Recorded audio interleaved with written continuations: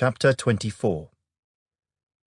Now it happened, when Saul had returned from following the Philistines, that it was told him, saying, Take note, David is in the wilderness of En-gedi.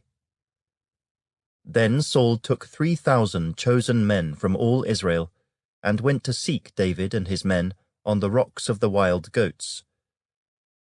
So he came to the sheepfolds by the road, where there was a cave, and Saul went in to attend to his needs. David and his men were staying in the recesses of the cave. Then the men of David said to him, This is the day of which the Lord said to you, Behold, I will deliver your enemy into your hand, that you may do to him as it seems good to you. And David arose and secretly cut off a corner of Saul's robe.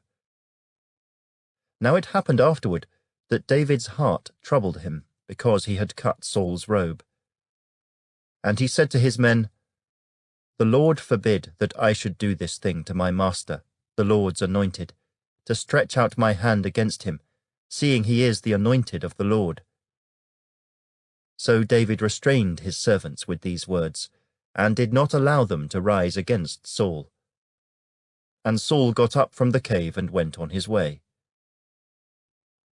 David also arose afterward, went out of the cave, and called out to Saul, saying, My lord the king. And when Saul looked behind him, David stooped with his face to the earth, and bowed down. And David said to Saul, Why do you listen to the words of men who say, Indeed David seeks your harm?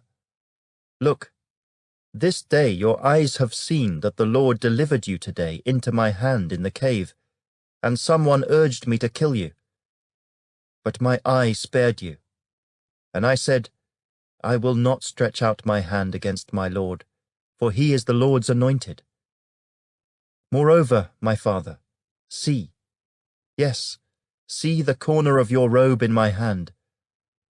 For in that I cut off the corner of your robe and did not kill you, know and see that there is neither evil nor rebellion in my hand, and I have not sinned against you.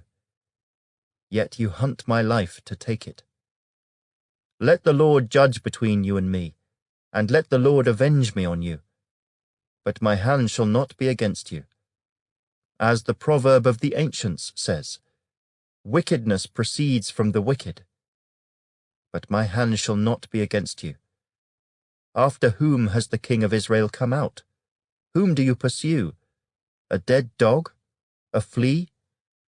Therefore let the Lord be judge, and judge between you and me, and see and plead my case, and deliver me out of your hand. So it was, when David had finished speaking these words to Saul, that Saul said, Is this your voice, my son David? And Saul lifted up his voice and wept. Then he said to David, You are more righteous than I, for you have rewarded me with good, whereas I have rewarded you with evil. And you have shown this day how you have dealt well with me. For when the Lord delivered me into your hand, you did not kill me. For if a man finds his enemy, will he let him get away safely? Therefore may the Lord reward you with good for what you have done to me this day. And now I know indeed that you shall surely be king, and that the kingdom of Israel shall be established in your hand. Therefore swear now to me by the Lord, that you will not cut off my descendants after me, and that you will not destroy my name from my father's house. So David swore to Saul. And Saul went home, but David and his men went up to the stronghold.